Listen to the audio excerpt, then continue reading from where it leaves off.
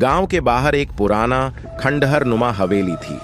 ये हवेली कई सालों से वीरान थी, लेकिन गांव वालों का कहना था कि रात के समय वहां अजीब आवाजें आती थीं।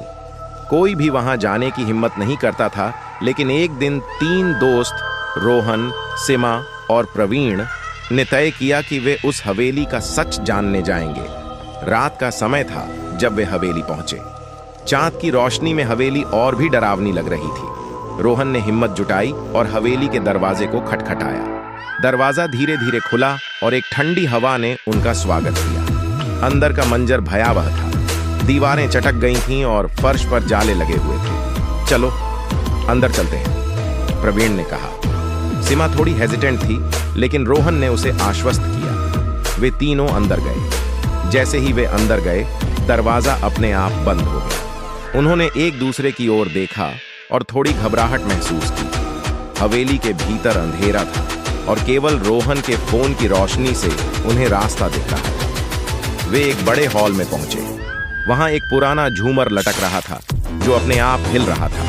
अचानक उन्होंने एक खांसी की आवाज सुनी। तीनों ने चौंक कर चारों ओर देखा, लेकिन कोई नजर नहीं आया। शायद ये बस हमारी कल्पना है, सीमा ने कहा, लेकिन उसकी आवाज में डर था। वे आगे बढ़े और एक पुराने कमरे में पहुंचे। वहां एक पुरानी अलमारी थी। रोहन ने उसे खोला और उसमें एक पुराना फोटो फ्रेम मिला। फ्रेम में एक महिला की तस्वीर थी जो बहुत सुंदर थी, लेकिन उसकी आंखों में एक अद्भुत दर्द था। ये कौन है? प्रवीण ने पूछा। रोहन ने कहा, शायद यहां रहने वाली कोई। अचानक कमरे का तापमान गिरने लगा। हवा में एक अजीब सी गंध फैलने लगी। सीमा ने कहा, चलो यहां से चलते हैं।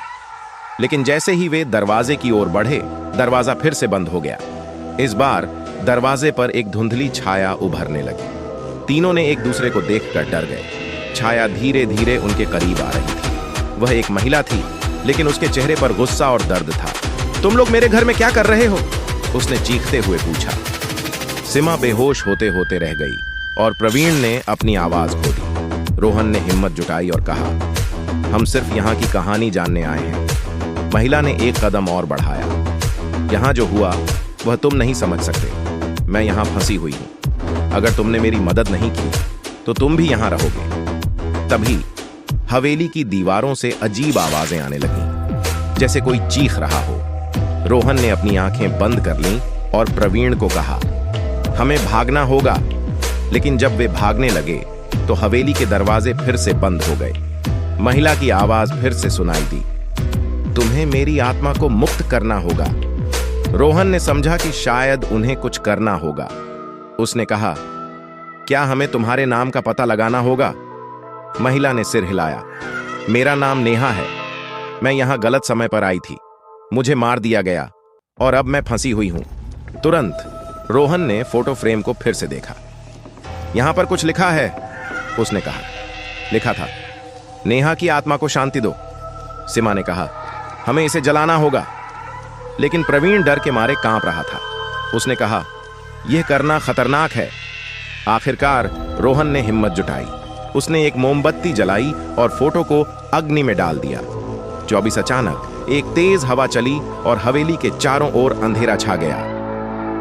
महिला की चीख सुनाई दी, नहीं नहीं। लेकिन जैसे ही फोटो जलने लगा, महिला की आकृति कमजोर होने लगी।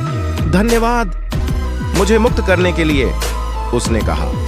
और एक पल में उसकी आत्मा हवा में उड़ गई। दरवाजा अपने आप खुल गया और तीनों दोस्तों ने भागकर हवेली से बाहर निकलने में सफल हो गए। गांव वापस लौटने पर उन्होंने सबको अपने अनुभव के बारे में बताया। हवेली अब खामोश थी।